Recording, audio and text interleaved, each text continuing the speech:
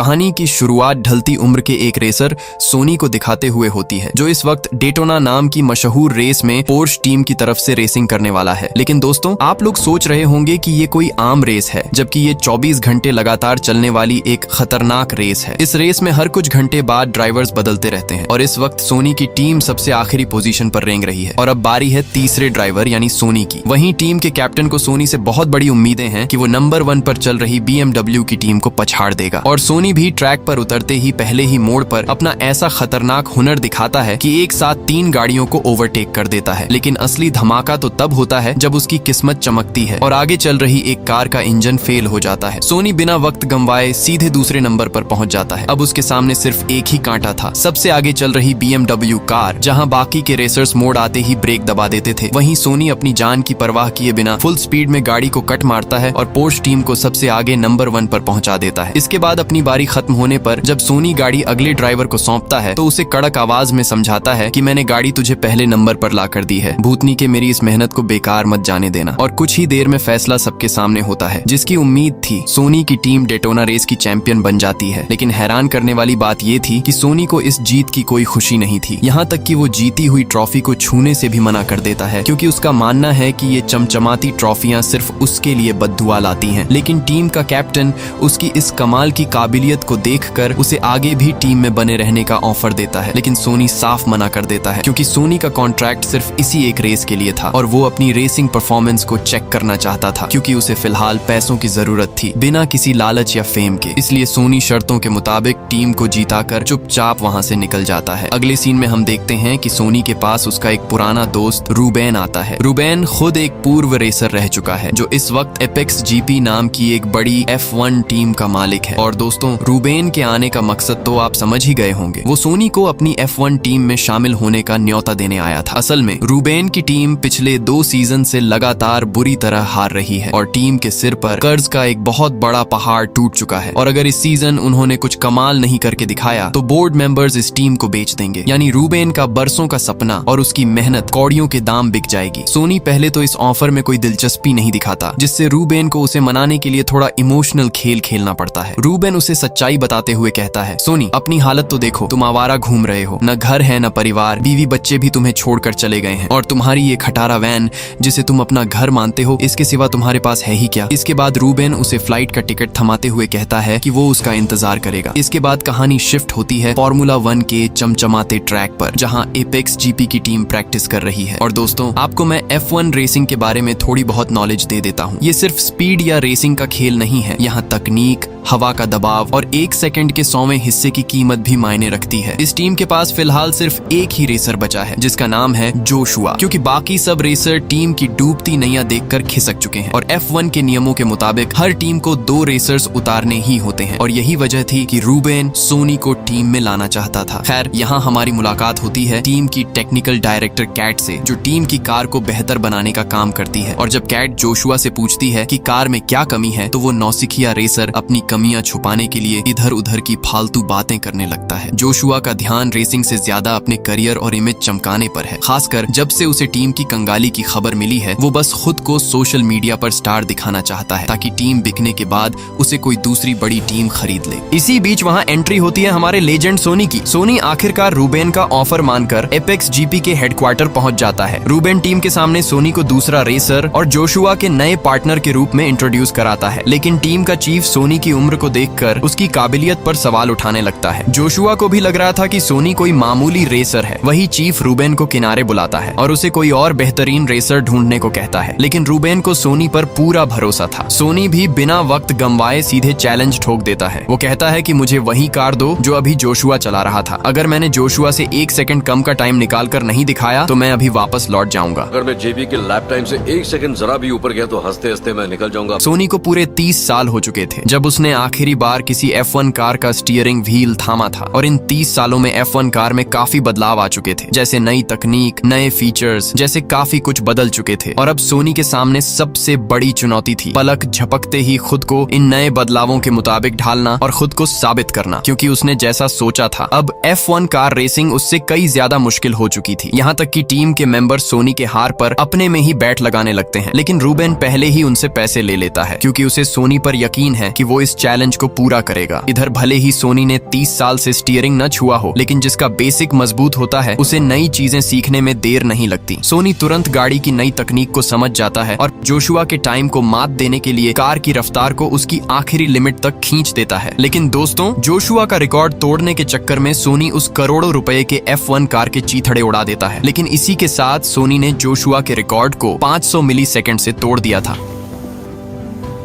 Challenge पूरा हो चुका था और अब सोनी एपेक्स जीपी का नया ऑफिशियल ड्राइवर बन जाता है। इसके बाद सोनी को एपेक्स जीपी के मेन हेडक्वार्टर ले जाया जाता है ताकि उसकी मुलाकात टीम के बाकी स्टाफ से कराई जा सके। साथ ही पहली प्रेस कॉन्फ्रेंस बुलाई जाती है। प्रेस कॉन्फ्रेंस में जोशुआ सोनी को बूढ़ा ड्राइवर कहकर उसका मजाक उड़ाता है, लेकिन फिर भी सोनी के चेहरे पर मुस्कान थी। और जब जोशुआ के बाद उसका नंबर आता है तो एक सीनियर F1 जर्नलिस्ट सीधे उसकी दुखती रग पर हाथ रख देता है। वो सोनी की पर्सनल लाइफ और उसके पास्ट के काले पन्नों को लेकर तीखे सवाल पूछने लगता है। लेकिन यहाँ देखिए सोनी का स्वैग, उसे अपनी इमेज चमकाने की कोई फिक्र नहीं थी। वो दुनिया और सोशल मीडिया की परवाह किए बिना मीडिया को करारा जवाब देता है और सबकी बोलती बंद हो जाती है। सोनी का पूरा फोकस सिर्फ अपनी नई जिम्मेदारी पर था। वो पूरे 1 महीने तक कड़ी मेहनत करता है और उसकी लगन देखकर पूरी टीम हैरान रह जाती है, क्योंकि पूरे 1 महीने तक सोनी हर रोज सुबह सबसे पहले ट्रैक पर पहुंचने वाला बंदा था। आखिरकार वो दिन आ ही जाता है जिसका सबको इंतजार था, British Grand Prix Silverstone. Sonny पहली बार जोशुआ के पार्टनर के रूप में एपेक्स जीपी की जर्सी पहनकर रेस ट्रैक पर उतरता है। रेस शुरू होने से पहले रूबेन सोनी की मुलाकात अपने पुराने दोस्त पीटर से करवाता है, जो उनके टीम का सबसे बड़ा इन्वेस्टर है। खैर, F1 रेस शुरू होने से ठीक पहले सभी ड्राइवर्स टायर्स और ब्रेक्स को गर्म करने के लिए एक वार्म अप लैप लगाते हैं। लेकिन यहाँ सोनी फिर से सबको हैरान कर देता है। जब बाकी गाड़ियां ट्रैक पर दौड़ रही थीं, सोनी अपनी कार को चुपचाप स्टार्टिंग पॉइंट पर ही रोक कर खड़ा रखता है। टीम मैनेजमेंट को लगता है कि कार में कोई खराबी आ गई है, लेकिन ये सोनी की एक सोची समझी चाल थी। वो अपनी कार के टायर्स को सही वक्त पर परफेक्ट टेम्परेचर पर रखना चाहता था और सोनी की ये तरकीब काम कर जाती है। रेस शुरू होते ही उसकी कार गोली की रफ्तार से निकलती है और वो आगे चल रही कई गाड़ियों को ओवरटेक कर देता है। हालांकि इसी बीच असली दुनिया के लेजेंडरी F1 ड्राइवर सर्जियो, जो रेड बुल टीम के लिए खेलते हैं, अपनी रफ्तार का जलवा दिखाते हुए सोनी को पीछे छोड़ देते हैं। इसके बाद 20वां लैप्स पूरे होने के बाद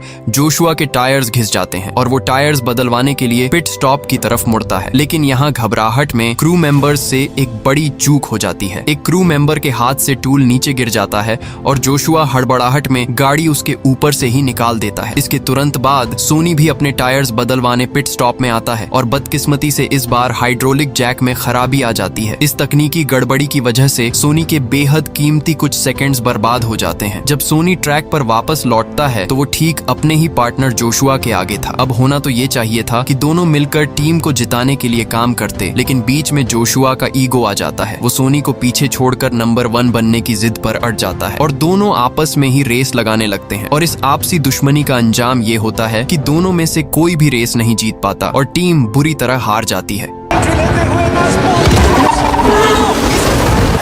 हार के गुस्से में तिलमिलाया जोशुआ बेस पर आते ही अपनी गलती मानने के बजाय उस महिला क्रू मेंबर समेत पूरी टीम पर चिल्लाने लगता है, जिसकी वजह से पिट स्टॉप में देरी हुई थी। वो सोनी को भी अपनी हार का जिम्मेदार ठहराता है, यहाँ तक कि वो हाथापाई पर भी आ जाता है। लेकिन तभी वहाँ मीडिया के कैमरे आ जाते हैं। कैमरों को देखते ही जोशुआ पल भर में अपना गुस्सा थूक कर एक चमचमाती नकली मुस्कान चेहरे पर ले आता है। जोशुआ का ये दोगलापन देखकर सोनी हैरान रह जाता है, क्योंकि जोशुआ की तरह दूसरों पर उंगली उठाने के बजाय सोनी खुद की कमियों को देखता है। इसके बाद रात में जब सोनी कोल्ड सावर ले रहा होता है तो लगती से वो महिला क्रू उसके सामने आ जाती है जिसने गलती की थी। सोनी उसे एक गुरु मंत्र देता है कि गलती होने पर पछतावे के जाल में मत फंसो, बस इतना ध्यान रखो कि ये दोबारा ना हो। महिला क्रू के जाने के बाद रूबेन सोनी के पास आता है और इस नाकामी पर बात करता है। रूबेन कहता है, सोनी तुम भी जोशुआ की तरह ही अड़ियल हो, दोनों में से कोई झुकने को तैयार नहीं था। अगर टीम को बचाना है तो तुम्हें जोशुआ के साथ मिलकर काम करना ही होगा। रूबेन के इस बुरे बर्ताव से सोनी बिल्कुल भी नाराज नहीं होता, क्योंकि वो अच्छे से जानता है कि अगर वो आगे भी हारा तो उसका दोस्त रोड पर आ जाएगा। खैर, अगली सुबह सोनी टीम की टेक्निकल डायरेक्टर कैट से मिलता है। सोनी अपने बरसों के तजुर्बे का इस्तेमाल करके कैट के साथ मिलकर कार का एक नया कॉन्सेप्ट डिजाइन करने की बात करता है। वो कहता है कि फेरारी, रेड बुल, मैक्लैरेन, मर्सिडीज और एस्टन मार्टिन जैसी बड़ी टीमों के पास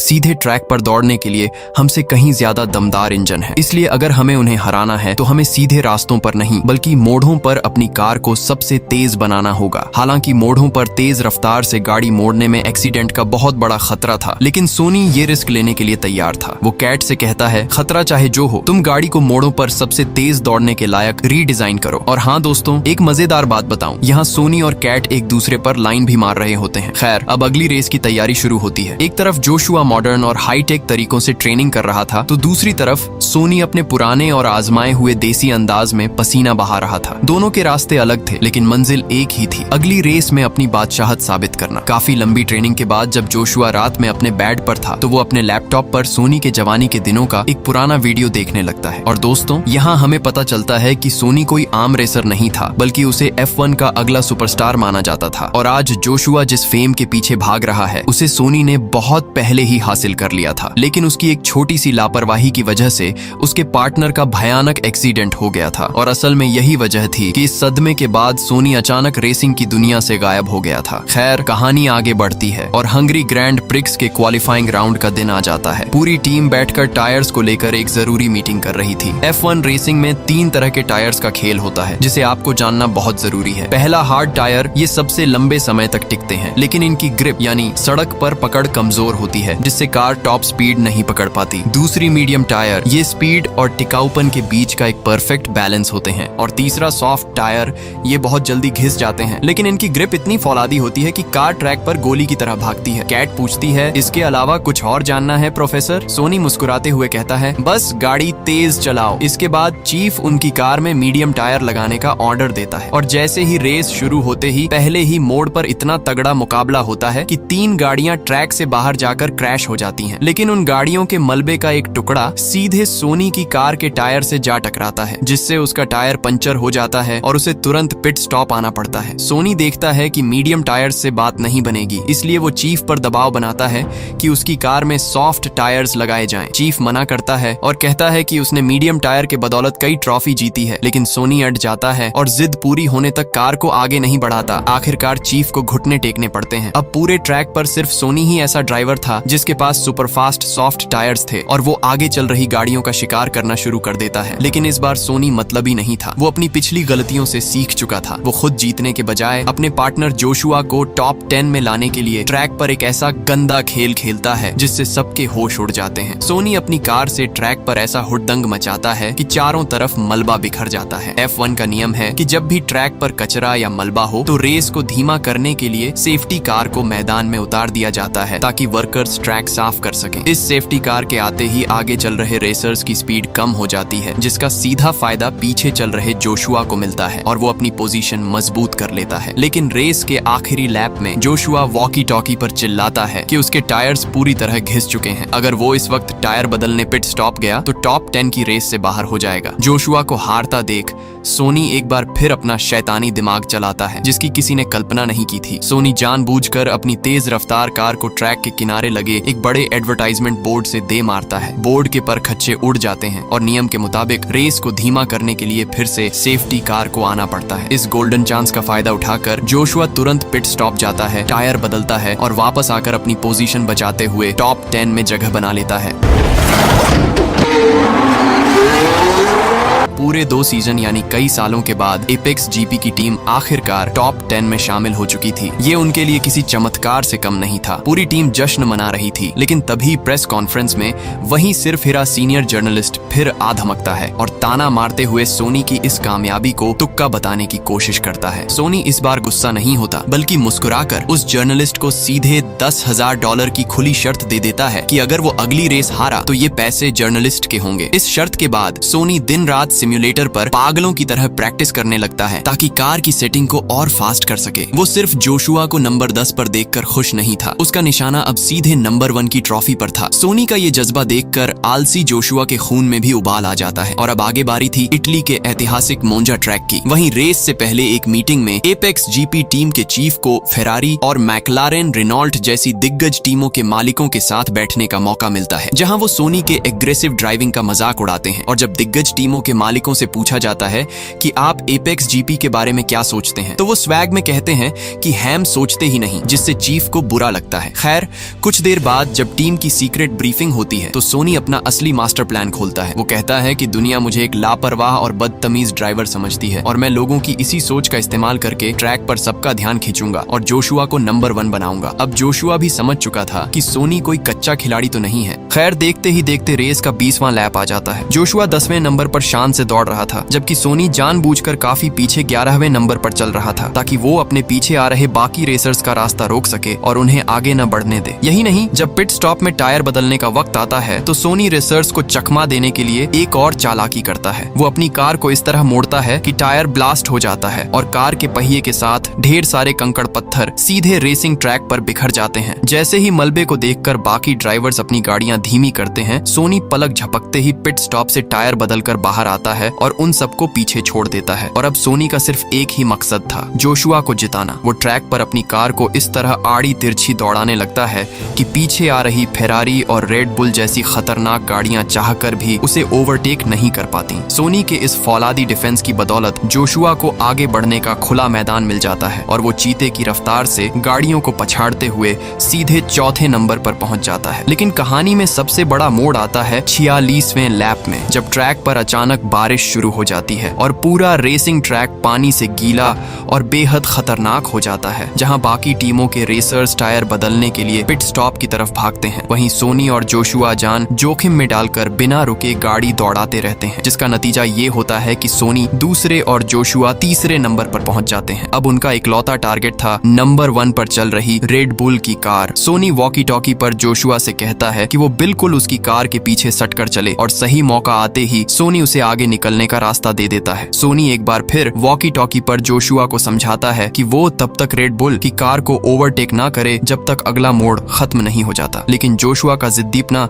उस पे भारी पड़ जाता है और नंबर 1 आने की चाह में मोड़ पे उसकी कार सीधे ट्रैक से उड़ती हुई बुरी तरह क्रैश हो जाती है। सारे टीम के लोग एकदम सन पड़ जाते हैं। वहीं सोनी अपनी जान की परवाह किए बिना जल्दी से जोशुआ की तरफ भागता है और आग की लपटों के बीच कूदकर जोशुआ को खींचकर बाहर निकाल लेता है। वहीं टीम मेंबर काफी डरे थे, क्योंकि ये कोई आम खेल नहीं बल्कि दुनिया की सबसे खतरनाक और जानलेवा खेलों में से एक थी। लेकिन खुशी की बात तो ये थी कि जोशुआ को केवल थोड़ी बहुत चोटें ही आई थी। हालांकि सोनी ने जोशुआ को मोड़ पर इंतजार करने को कहा था, लेकिन फिर भी जोशुआ की माँ सारा का सारा इल्जाम सोनी पर ही डालती है, क्योंकि ट्रैक पर प्लान का मास्टरमाइंड सोनी ही था। वही जोशुआ भी ये सब सुन रहा था, लेकिन वो जानता था कि सोनी की इसमें कोई गलती नहीं है। इसके बाद एक और प्रेस बुलाई जाती है, जहां रूबेन अगले रेस के लिए एक नए ड्राइवर को सबसे मिलवाता है, क्योंकि जोशुआ को डॉक्टरों ने अगले 6 महीने के लिए बेड रेस्ट करने को कहा है। इसके बाद हम देखते हैं कि अगली मीटिंग में अभी भी सबको सोनी पर पूरा भरोसा था, यानी आगे होने वाले रेस में सब उसी के हिसाब से होगा और सोनी सबके अंदर जीत का नया जज्बा भी भर देता है। वहीं बेचारा जोशुआ मीटिंग में बैठकर सिर्फ पछतावे के आंसू बहा सकता था। वही टेक्निकल डायरेक्टर कैट कार का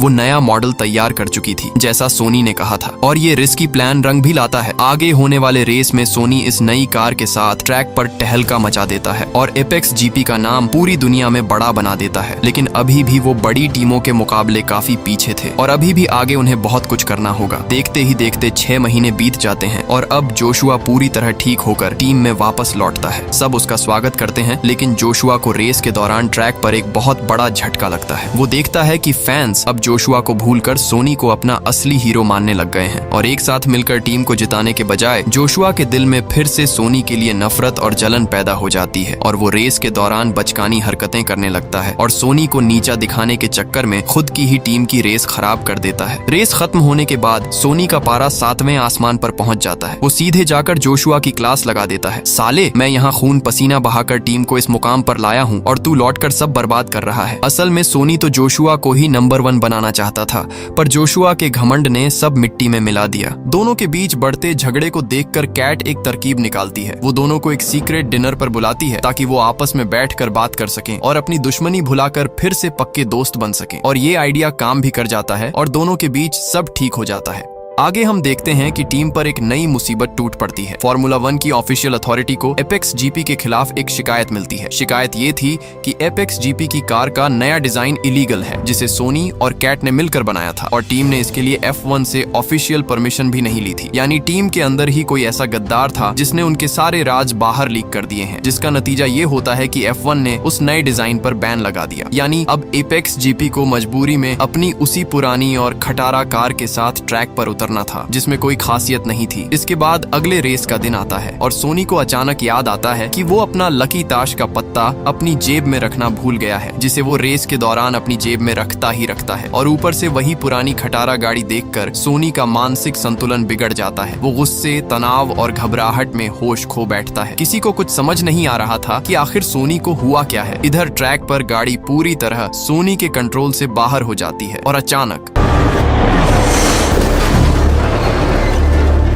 गुस्से में ड्राइविंग करने का नतीजा ये होता है कि सोनी का एक भयानक एक्सीडेंट हो जाता है और उसे अस्पताल ले जाना पड़ता है। लेकिन इस एक्सीडेंट से एक पुराना राज बाहर आता है। रूबेन को रिपोर्ट में पता चलता है कि सोनी की रीढ़ की हड्डी में बहुत पुराना और गंभीर जख्म है, जिसके साथ रेसिंग करना मौत को बुलावा देना है। ये जानकर रूबेन को काफी बुरा लगता है। वो अपनी टीम बचाने के चक्कर में अपने सबसे पक्के दोस्त को खोना नहीं चाहता था, इसलिए वो चिल्लाते हुए सोनी को टीम से बाहर निकाल देता है ताकि वो ट्रैक पर मर न जाए। बाहर जोशुआ, जो सोनी से मिलने गुलदस्ता लेकर आया था, वो बाहर से ही रूबेन को सोनी पर चिल्लाते देख बिना मिले ही चुपचाप वापस लौट जाता है। और आखिरकार जोशुआ अपनी माँ को सच बता देता है कि उसके एक्सीडेंट की वजह सोनी नहीं बल्कि वो खुद था, क्योंकि जोशुआ को एहसास हो चुका था कि सोनी एक अच्छा इंसान है। इधर अस्पताल से छुट्टी मिलने के बाद सोनी अपनी खटारा वैन के साथ हमेशा के लिए रेस की दुनिया से दूर जाने वाला ही था कि तभी उसके पास वही अमीर इन्वेस्टर पीटर आता है जो शुरुआत में मिला था। वो सोनी के सामने एक ऐसा घिनौना ऑफर रखता है कि आपके होश उड़ जाएंगे। पीटर बताता है कि सोनी की बेहतरीन परफॉर्मेंस की वजह से एपेक्स जीपी की ब्रांड वैल्यू बहुत बढ़ गई है, इसलिए वो और बोर्ड मेंबर्स मिलकर इस टीम को एक बड़े खरीदार को बेचने जा रहे हैं। इस डील से इन्वेस्टर तो अरबपति बन जाएंगे, लेकिन टीम के असली मालिक रूबेन को लात मारकर बाहर निकाल दिया जाएगा। इन्वेस्टर सोनी को लालच देता है, अगर तुम अगली और आखिरी रेस में जानबूझकर हार जाओ ताकि रूबेन टीम बेचने पर मजबूर हो जाए, तो मैं टीम बिकने के बाद तुम्हें इस नई टीम का चीफ बना दूंगा और तुम्हें इतना पैसा दूंगा कि तुम्हारी 7 पीढ़ियां ऐश करेंगी। और हाँ, यहाँ सबसे बड़ा खुलासा होता है, F1 अथॉरिटी को कार के डिजाइन के नकली पेपर्स भेजने वाला कोई और नहीं बल्कि यही कमीना इन्वेस्टर था। उसने जानबूझकर ऐसा किया ताकि टीम हार जाए, रूबेन बर्बाद हो जाए और वो टीम को महंगे दामों में बेच सके। इस लालची इन्वेस्टर से मिलने के बाद सोनी के दिमाग में क्या चल रहा था ये कोई नहीं जानता। वो सीधे एपेक्स जीपी के गैराज में पहुंचता है, जहां जोशुआ उसे देखकर इस बार सच में खुश था। वहीं रूबेन उसे वहां देखकर हैरान रह जाता है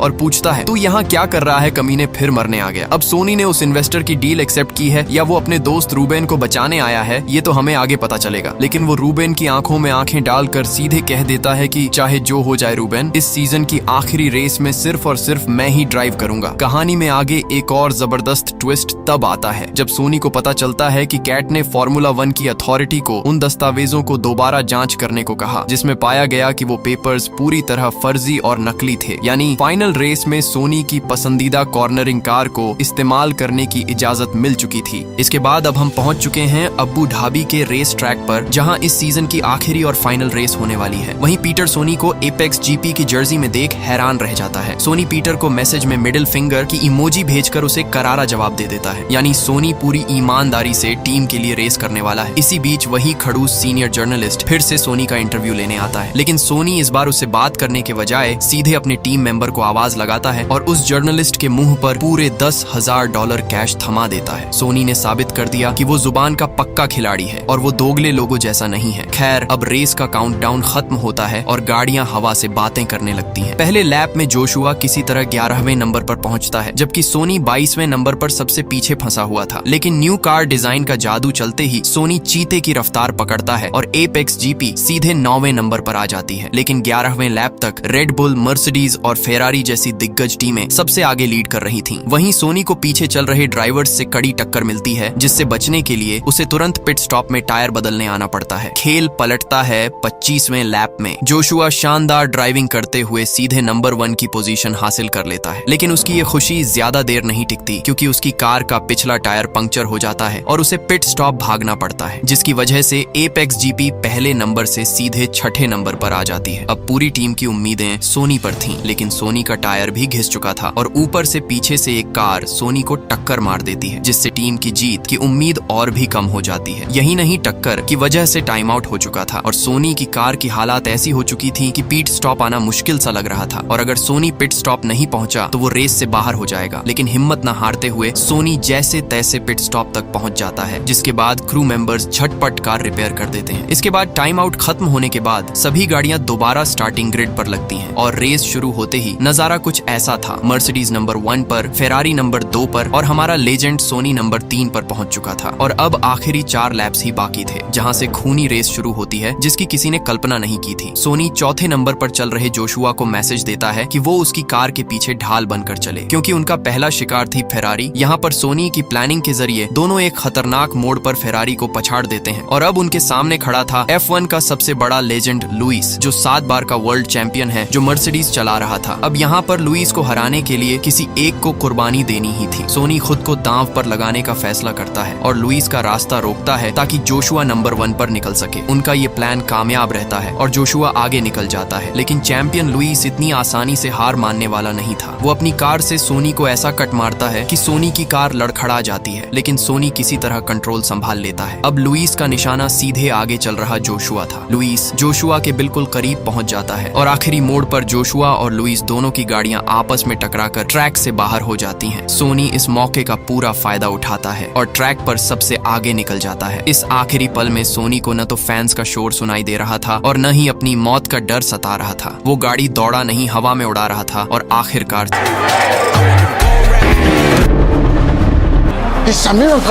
I know. Sonny, you're getting me. हाँ भाइयों, सोनी फिनिशिंग लाइन को पार करता है और नंबर 1 बनकर वर्ल्ड चैंपियन का खिताब अपने नाम कर लेता है। वही सोनी के इस बेखौफ अंदाज को देखकर रूबेन और पूरी टीम की आंखें फटी की फटी रह गईं। वहीं दूसरी तरफ उस गद्दार इन्वेस्टर को बोर्ड मेंबर्स ने लात मारकर बाहर निकाल दिया। जीत के बाद जब सोनी को चमचमाती ट्रॉफी दी जाती है तो वो उसे लेने से साफ मना कर देता है। दरअसल सोनी ऐसा इसलिए करता है ताकि उसका दिल और दिमाग घमंड, दिखावा और अहंकार जैसी गंदी बीमारियों से दूर रहे और वो इस पल भर की खुशी और फेम के जाल में न फंसे। जहां पूरी टीम शैंपेन उड़ाकर जश्न मना रही थी, सोनी चुपके से उस भीड़ से निकल जाता है। उसका लक्ष्य सिर्फ रेसिंग था, फेम नहीं। वो अपनी पुरानी वैन उठाता है और एक नए सफर पर निकल पड़ता है। तो दोस्तों, यही थी आज की हमारी कहानी। उम्मीद है कि आपको अच्छा लगा होगा। तो चलिए मिलते हैं जल्द। Bye bye.